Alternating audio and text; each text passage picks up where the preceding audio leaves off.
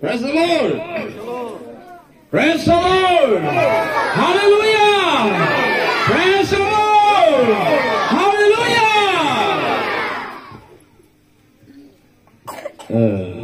जिसुखौ जों बाख्नायदों दै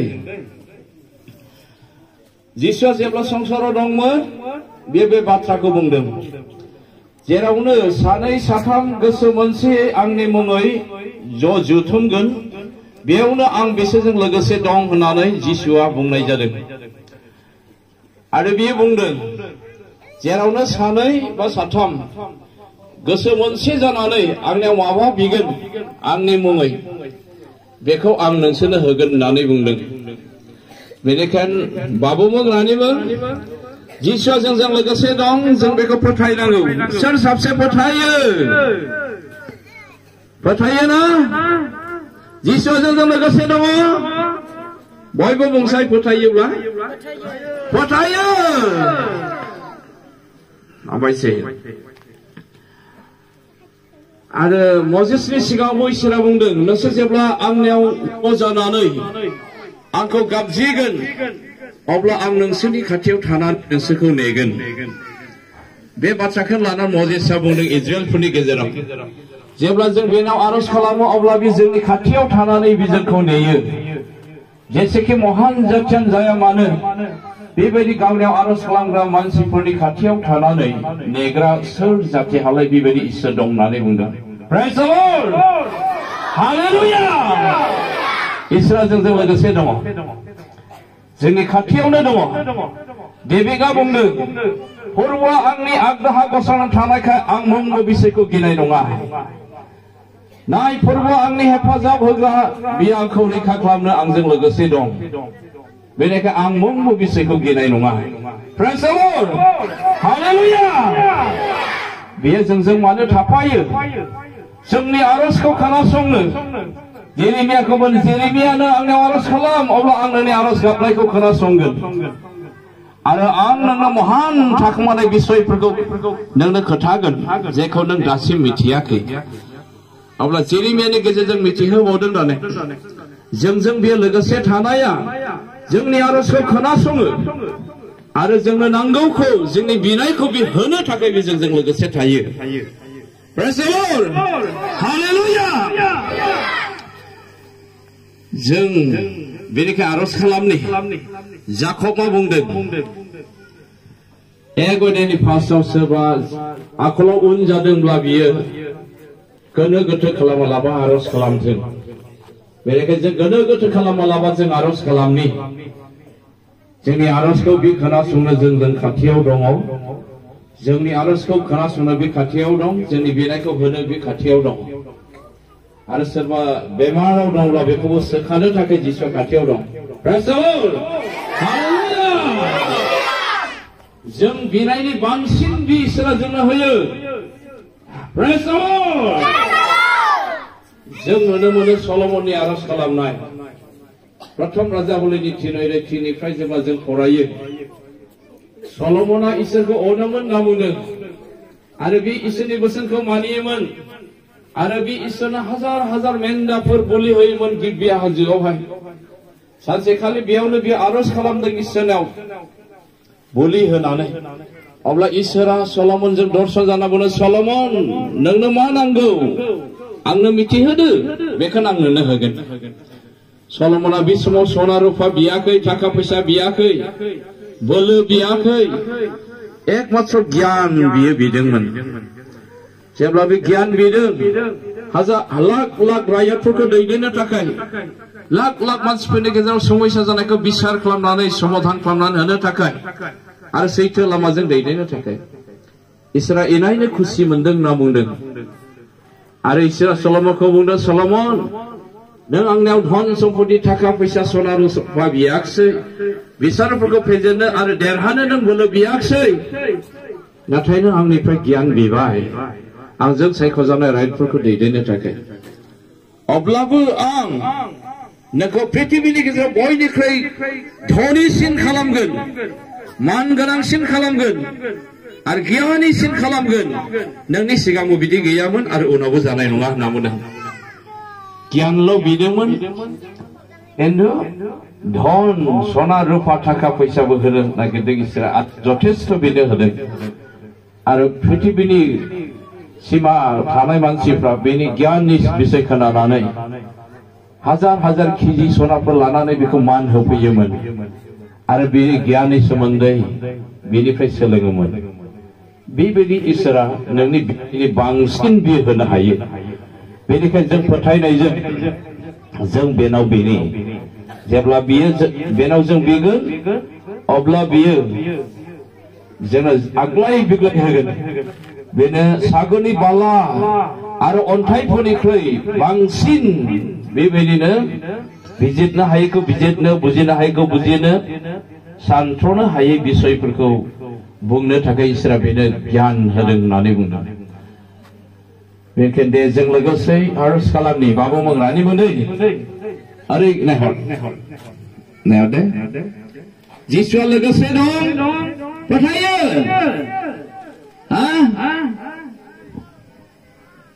गोरायमोन दे जिसुआ लोगोसे दं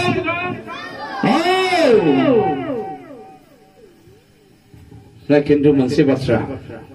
जों गुरै नम्र जानांगोन ओमफ्राय अमनबादिनो इसोरखौ अनग्रा बिनि बोसोन मानिग्रा जानांगोन बोसोन सिफायनानै थायोब्ला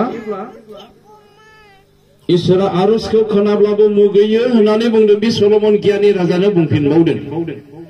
बोसोन बिजाबनि 28-9 सिरियाव बुंदों बोसोन सिफायग्रा मानसिफोरनि आरजखौ इसोरा खोनाब्लाबो मुगैयो होननानै बुंदों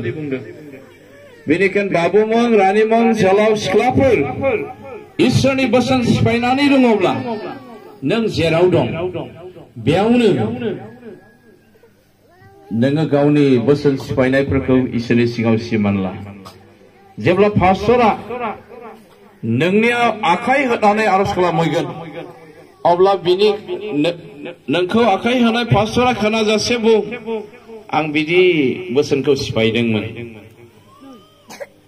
इसोरा क्षमा खालामथोंसै आंनि थाखाय आरज खालामदो बे समावनो नों सुबिदा लानानै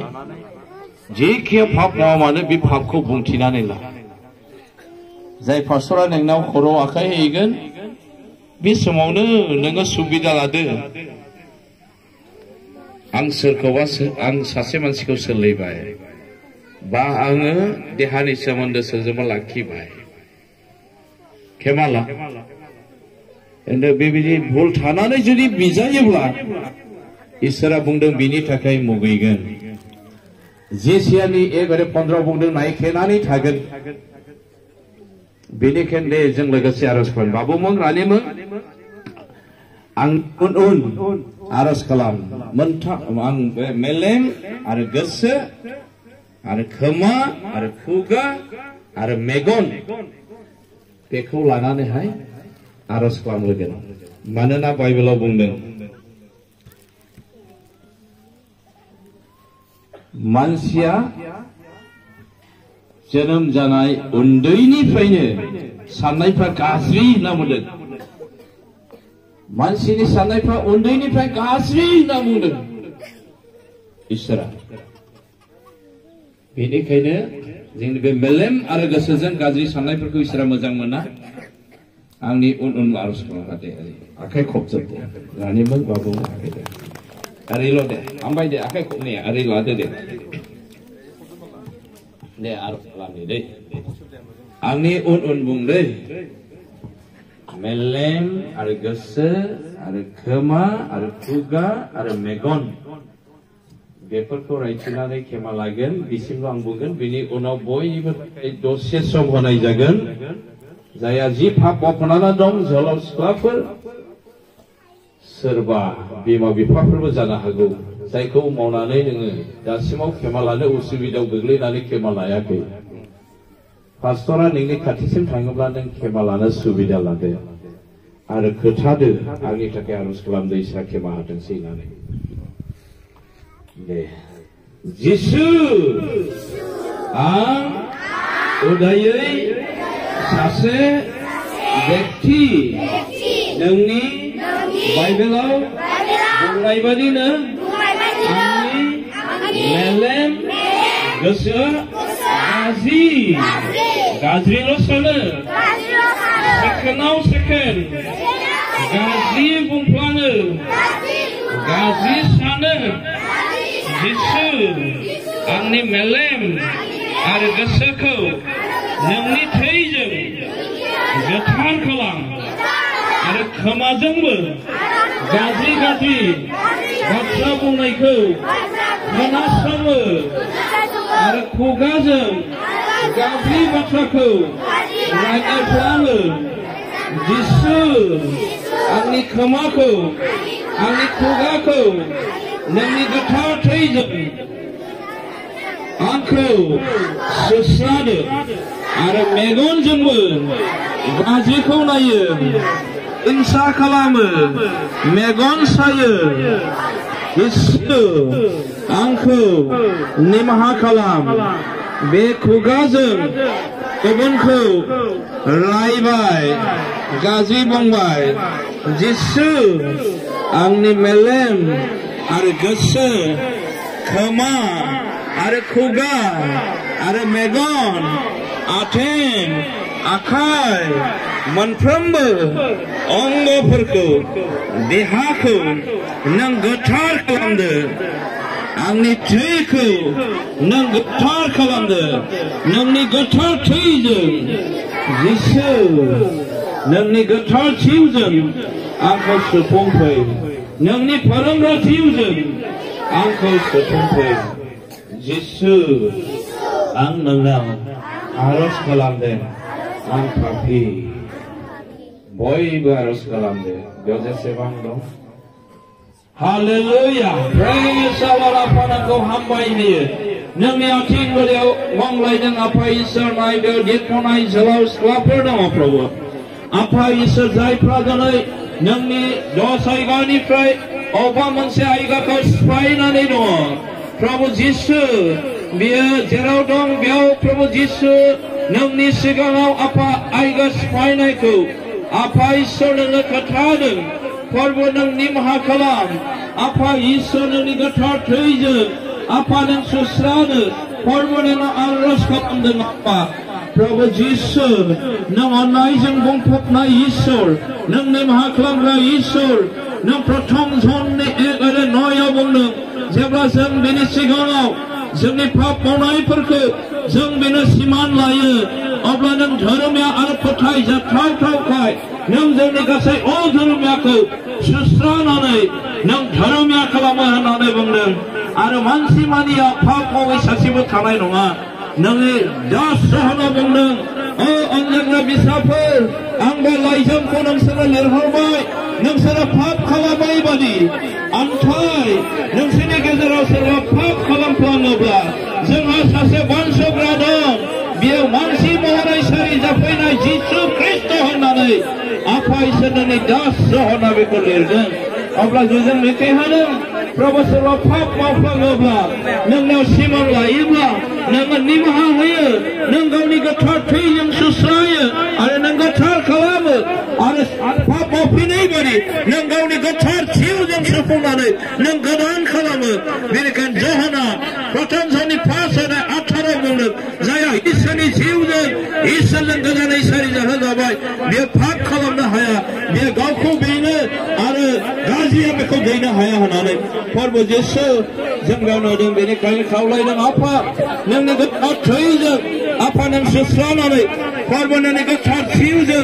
आफा नों साफ्रोमखौबो सुफुंदों आफा जेसेना बेनि गेजेरजों नों जे मिथिहोदों नोंनि जिउआ फोरोंग्रा जिउ नोंनि जिउआ हालोग्रा जिउ नोंनि जिउआ बिजिरग्रा जिउ नोंनि जिउआ मिथिहोग्रा जिउ आरो नोंनि जिउआ नोंखौ गिखांहोग्रा जिउ होननानै बुंदों बेनिखायनो आफा नों बे नोंनि प्रकाश खालामनाय आफा बे फोरोंग्रा जिउजों बे गथ'फोरखौ आफा नों सुफुंदो प्रभु औ बोलोग्रासिन इसोर आफानि नाव आरज खालामदों आफा इसोरनि आथिं गुदियाव गंग्लायदों हालेलुया प्रेज आवर आफा इसोर आरोबाव नों जेसेना बेनि गेजेरजों आरोबाव नों मिथिहोबावदों जायहा नोंनाव थायो नोंनि फिसाफोरखौ नों फोरोङो आरो जायहा नोंनो आरज खालामो नों थिग समाव नोङो फोरोङो मावनो थाखाय सोलोंनो थाखाय आफा मानोना नोङो उसिग्लायजासे नों परामर्श होग्रा आसरित परामर्श होग्रा आरो नों उसिग्लायजासे आखजों बुंफबनाय होनानै नों जेसेना बेनि गेजेरजों नों गावनि रायजोफोरनो मिथिहोदों जेन नोंनिफ्राय परामर्श मोननो थाखाय नोंनि रायजोफोरा नोंनियाव आरज खालामनो हायो आरो नोंजों थिक समाव मावनो थाखाय फोरोंजानायखौ जों मोननो हायो सोलोंथाइ लानायाव फोरोंजानायखौ जों मोननो हायो थिक समाव बेनि थाखायनो आरज खालामनो थाखाय नों बे बाथ्राफोरखौ नों जेसेना बेनि गेजेरजों आफा नों फोरोंनाय जादों आरो नों मिथिहोदों बेखौ लानानैनो आफाजों जों आरज खालामदों प्रभु बे गथ'फोरनि थाखाय प्रभु जिसु ओ हालेलुया जिहुवा इसोर नों एलि नों इमानुएल नों जिहुवा राफा जोंनो खावलायदों प्रभु जिसु आफा नों नोंनि फिसाफोरखौ प्रभु जिसु नोंनि फोरोंग्रा जिउजों आफा नों सोफोंदों जिसु आफा नों गावनो बुंदों नोंसोर आंखौ अनोब्ला आंनि बाथ्राफोरखौ नोंसोर मानिगोन अब्ला आं आफानिफ्राय हेफाजाब होग्रा जिउखौ बिनानै थांहरगोन बियो अरायबो नोंसोरजों लोगोसे थागोन आरो नों बुंदों बियो जेब्ला नोंसोरनाव फैगोन बियो आं नोंसोरनो फोरोंनायफोरखौ गोसोखां होगोन आरो बिसोरो बे जिउआ नोंसोरखौ फोरोंगोन होननानै जिसु नों बे बाथ्राखौ बुंदों बेनिखायनो प्रभु जिसु नोंनि जिउनि गियानजों फोरोंजानायखौ जोंनो आरो बे गथ'फोरनो नांगौ आफा नोंनि जिउनि परामर्श नांगौ आफा नोंनि जिउनि बिजिरनो हानाय गोहोखौ नांगौ आफा जोंनि बे गथ'फोरनो बे गथ'फ्रा प्रभु जिसु सोरबा एमएससी बीएससी सोरबा बीकॉम एमकॉम फरायनो हाथों सोरबा डक्टर डिग्री लानो हाथों सोरबा इंजीनियर डिग्री लानो हाथों सोरबा यूपीएससी लानो हाथों सोरबा आईएएस डिग्री लानो हाथों ओ जिसुनो आरज खालामदों सोरबा एलएलबी लानो हाथों आफा इसोर मेजिस्ट्रेट हाकिम वकील जानो थाखाय आफा डीसी जानो थाखाय वीडियो जानो थाखाय एसडीसी जानो थाखाय एसपी जानो थाखाय आफा नों बेबायदि फोरोंग्रा जिउखौ आफा नों बे गथ'फोरनि सायाव आफा नों लुफावनानै हो प्रभु जों आरज खालामदों आफा बे गथ'फोरनि थाखाय प्रभु जिसु आफा जिसु बिमाफोरखौबो आफा नोंनि गोथार जिउनि गियानजों आफा नों सोफों प्रभु जिसु जाय नोंनि गोथार जिउनि गियान जाय नोंनि गोथार जिउनि बोलोजों आफा इसोर नोंनि बे प्रभु महिला नोंनि फिसाजोफ्रा नोंनिफ्राय मोननाय नोंनि थाखाय जोनोम होनाय बे गथ'फोरखौ नोंनि आखल गियानजों जों फोरोंनो हायो आफा इसोरनाव आरज खालामदों आफा नों बुंदों जेसेना बेनि थाखाय नोंसोरो आंनो जाय गथ'फोरखौ जोनोम होबाय होननानै प्रभु जिसु आफा दिनै बेजोंनो मिथिहोदों प्रभु जिसु साफ्रोमबो बिमाफ्रा नोंनि थाखाय गथ'फोरखौ जोनोम होयो आरो नोंखौ समाय होनो थाखाय नों जेसियानि गेजेरजों बुंदों जायफोरखौ आं दादों बानायदों बिसोरखौ आंनियाव लाबो आंनो फैनो हो साहानिखौबो आं बुङो खोलाहानिखौबो बुंगोन सानजानिखौबो बुंगोन सोनाबनिखौबो बुंगोन आंजों दाजानाय बानायजानाय आंनि फिसाफोरखौ नोंसोर दाहावथा जायफोरखौ आंनि महिमाखौ नुजाहोनो आं सोरजिदों आरो बानायदों होननानै बुंदों आफा बेनि खावलायदों आफा नोंनि आथिं गुदियाव प्रभु जिसु नोंनि गोथार जिउनि गियानजों प्रभु जिसु नोंनि महिमाखौ नुजाहोनो आफा नोंनि महिला आइजो फिसाफ्रा दाखांनो हाथों आफा नोंनि गोथार जिउनि बोरजों आफा नों सोफोंदों प्रभु जिसुनि नाम आरज खालामदों आफा नोंनि आथिं गुदियाव खावलायदों आफा साफ्रोमबो बिमाफोरनि थाखाय प्रभु हालेलुया प्रेज द लर्ड आफा धन्य प्रभु जिसु